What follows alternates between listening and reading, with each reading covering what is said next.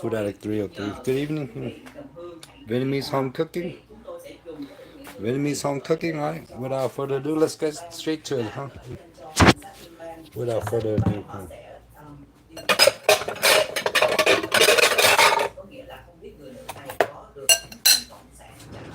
Hôm qua với ông gà đông đồ nó chừa chừng ngày khác ra. Đó là thầy cũng sẽ gửi lên tới cảnh sát liên bang và đồng thời chúng tôi cũng sẽ gửi lên các dân biểu của liên bang yêu cầu họ lên tiếng bởi vì những người và những người dân của Úc có quyền tự Có nói gì đeo đâu mà không lấy ra. nói lên chính Không, không sợ bị đàn áp, không sợ bị tổn thương trong cái quá trình mà mình lên tiếng vì cái chính kiến của mình. Và thêm nữa chúng tôi cũng sẽ gửi thơ lên tổng trưởng di trú yêu cầu xem xét lại cái tư cách thường trú nhân hoặc là tạm trú của người nữ này, bởi vì quý vị thấy là trên clip chúng ta có rõ Các đầu là từ bản sắc xe chúng ta rất là dễ dàng để tìm kiếm ra cái danh tính của cái cá nhân này. What's up, Daniel? Hustle 303? Cũng sẽ kêu gọi What's going on, bro? hội đoàn Bỏ nước ra đi. hội đoàn trên toàn thế giới để tạo ra Cái đũa gấp đậu. ngoài cái clip này ra trên mạng xã hội được lan truyền rất Temporary shadow ban on the main channel. I don't know what the fuck happened. Temporary shadow ban. Oh, good. I have 7 channels, so I'm not stressing. Temporary shadow ban on main channel. I don't know what the fuck happened. Thì cái nghĩ đây là một hành động vô cùng khiêu khích trong 50 năm qua chưa từng xảy ra. Và hơn nữa cái sự việc mà cô gái này lái một chiếc xe đi vào lần những tình không những một lần mà 2 lần thì đó là một trong những cái vấn đề mà Alright, let's eat. cần phải xem xét lại và cần Welcome phải to Food Act 303. và tìm hiểu cái lý do vì sao như là đón biểu tình đang đứng trên đường mà một chiếc xe làm như vậy. Nếu như mà cô gái này không ngừng chiếc xe này lại và khi mà có hành động quá khích hoặc là Hai người lấy hạt thơm thịt gà thôi đó. xúc động giữa hai bên thì có thể là cô sẽ chạy thẳng cái xe này vào thì cái lúc đó là cái kết quả còn rất là đau thương hơn nữa. Nói gì đây không nói sao? Chú bác lớn tuổi thôi thì họ sẽ không có phản ứng kịp và tôi nghĩ tình điều này là đậu ngon vậy. trong cái dòng biểu tình sau. Cái cuộc biểu tình này xảy ra ở đâu vậy thế nào? Không xuất ra nha. Tôi ăn ở Canberra tức là ở thủ đô thì ở Úc Thủ ấy. bang khác nhau thì hay hiện tại đang ở Sydney là thành phố Sydney của bang New South Wales và đây là đang xảy ra ở thành phố Canberra của tiểu bang gọi là ACT. Quý vị thấy bên cờ vàng là đứng đối diện với tòa lãnh sự quán của Việt Nam ngay tại thủ đô luôn. Đó, tức là coi như biểu tình trước lãnh sự quán của Cộng sản Việt Nam. Dạ đúng rồi. Như vậy cái xe này có phải là xe của lãnh sự quán không để mà đi vào khu vực này?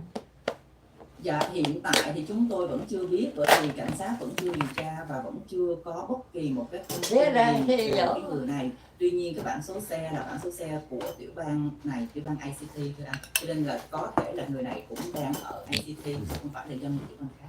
Dạ vâng, trước khi trở lại buổi nói chuyện ngày hôm nay thì Thắng xin mời quý giả theo dõi phần thông tin thương mại của đài truyền hình SPTN. Chúng tôi trở lại trong giờ lát.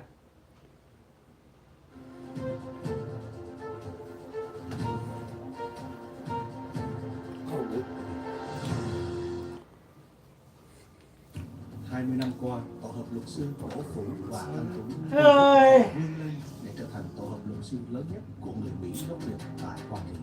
Với châm ngôn thao trường đổ mồ hôi, chiến trường bất lộ máu, mà phần lớn các luật sư trong tổ hợp đã được truy luyện để trở thành những sĩ quan ưu tú trong quân đội Hoa Kỳ. Chúng tôi luôn chuẩn bị kỹ lưỡng cho hồ sơ trước khi ra tòa, hầu mang lại chiến thắng cho quý thân chủ. Danh dự và trách nhiệm được thể hiện qua những trọng trách mà quý thân chủ phó thác cho chúng tôi. Chúng tôi tin rằng với hơn 7 luật sư Nguyễn Đỗ Vũ, luật sư Nguyễn Anh Tuấn, luật sư Nguyễn Thu Thủy, luật sư Lê Đức Đạo, luật sư Trần Văn Hoàng, luật sư Hoàng Kim Liên, thao tường nhiều lĩnh vực khác nhau, biện hộ hình sự, kiện bang và liên bang, thương tích tai nạn cá nhân, bố cùng dân sự, phá sản, di trú đầu tư, chống trục xuất, luật gia đình sẽ là nơi quý vị tin tưởng và cần đến khi đối mặt với các vấn đề pháp lý. Mọi liên lạc xin gọi số 714 590 1700. 1.500 năm trước, người Tây Tạng ở vùng Hy Mã Lạp Sơn đã biết dùng đông trùng hạ thảo một loại ấu trùng vào mùa đông chui xuống đất để tìm hơi ấm. Mùa hạ trồi lên mặt đất trở thành một loại nấm, có công dụng bồi bổ sức khỏe, bổ thận, giảm tiểu đêm, cân bằng huyết áp, làm chậm quá trình lão hóa, giảm cholesterol, an thần, giấc ngủ ngon và đặc biệt tăng cường sinh lý cho quý ông. SBTN.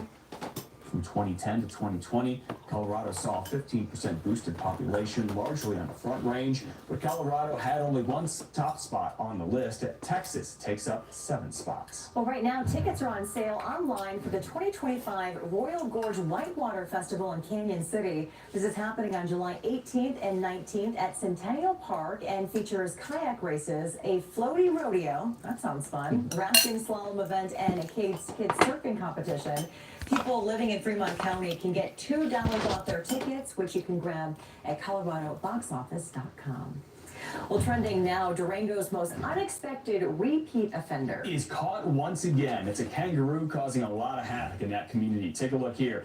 The video basically speaks for itself. Durango police say that officers had another run-in with Irwin, you did it again. The viral kangaroo, Irwin, that escaped in Durango in October of last year. On Monday, officers out at Durango's marsupial after he escaped again. The department released this body camera video of officers cornering Irwin, and they picked him up and put him in the back of a police car. I want to see that. Colorado Parks and Wildlife says it is legal to have a pet red kangaroo, depending on local laws and Kangaroo. state and federal. Con nó rượu là phải con That's Irwin probably right there up against the camera as he is getting carried. Con đâu á? We're gonna have time to see him getting chucked in Cảnh the back sát, of a police cruiser. chắc cái đi lại, cảnh sát phải ôm thả ra ngoài.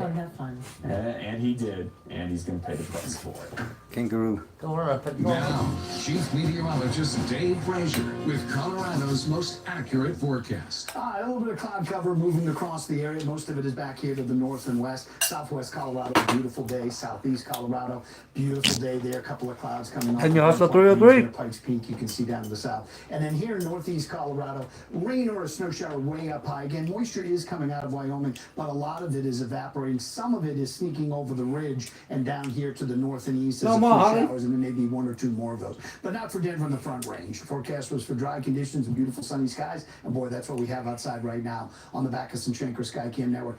We're sitting at 69. We did reach 71, which was our forecast high. Wind is out of the west, northwest, and it is noticeable, breezy at 18. Now that 18 is the sense at the airport. It's not as windy in the downtown area. Current temperatures, upper 60s, low 70s. Certainly a warm up from yesterday. By the way, the average high at this time of the year is 73. So Denver's current temperature, the forecast of 71 today is pretty close to the average. Still mixing 60s and 70s, 71 Greeley, 74 Collins. A little cooler in Conifer at 56 degrees, and then a little cooler at 47 in Leadville, way up past 10,000 feet. There is some wind up over the higher terrain. Some of the wind is sneaking out of Wyoming and fanning out over the northeast plains. Watch Futurecast pick up on those areas in yellow, highlighted for the speeds above 20 miles per hour. Drops off with the setting sun. Speeds will not be as strong overnight, 5 to 10 miles per hour. Tomorrow, wind will pick back up out of the north and west, and again, some of the speeds will be noticeable as you get higher into the foothills and the mountains. We're going to have 5 to 15, maybe 18 mile per hour winds up and down the Front Range, especially here on the southeast side. And again, winds in excess of 20 miles per hour could go at northeast Colorado, sneaking out of Wyoming. So, overnight tonight, again, I'll stop this at 7 o'clock. You can see some of the moisture coming down out of Wyoming, but a lot of this is going to dry after sunset tonight.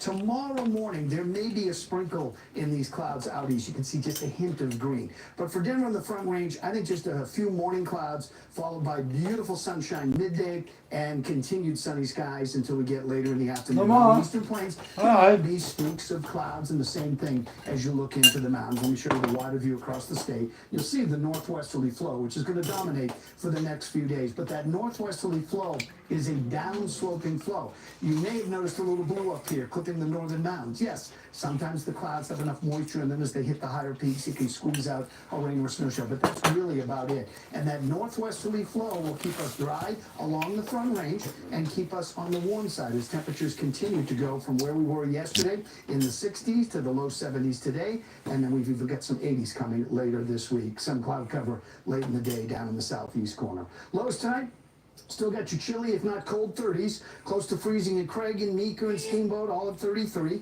Freezing in Dillon, below in Gunnison and Alamosa and Pagosa. Freezing in Durango. And here in the east, 30s and 40s. Certainly cool, but not as cool as this morning. 35 is what we woke up to this morning. Tomorrow, we continue the warm-up. Upper 70s, Fort Collins, Greeley, Denver at 77, 73 in Akron, 75 Lyman, low to mid 80s to the southeast corner, 80s for the western valleys, and we're looking at 60s and 70s, warming from the 50s and 60s that were in the mountains. Everybody's warming up. Here's a closer view of forecast highs for Metro Denver tomorrow, and you're looking at a lot of low to mid and more upper 70s in most locations on your Wednesday. Your hour by hour for this evening, 70s, 60s, and 50s. They're still by midnight tonight. So breezy tomorrow, breezy Thursday. Again, you're going to notice the wind like you did today from time to time. Just kind of annoying, but we're in the upper 70s.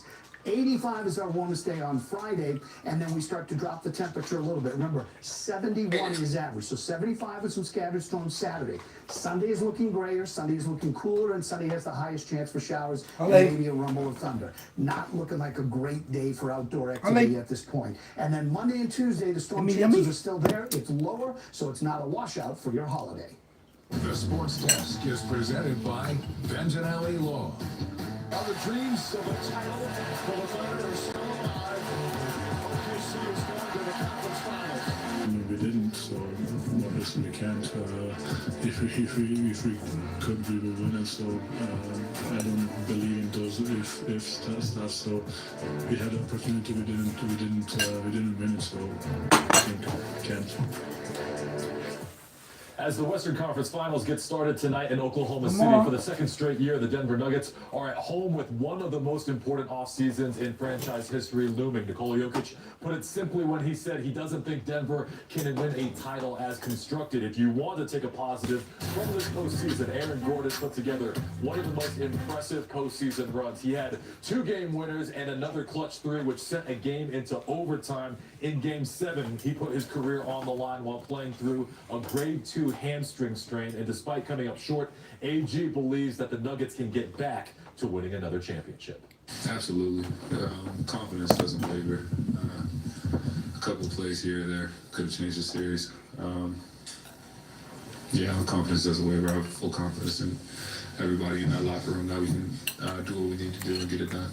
Obviously, there's mixed emotions there, but I'm proud of my guys. I'm proud of our team. I'm proud of our organization. And our squad. I think we fought very hard.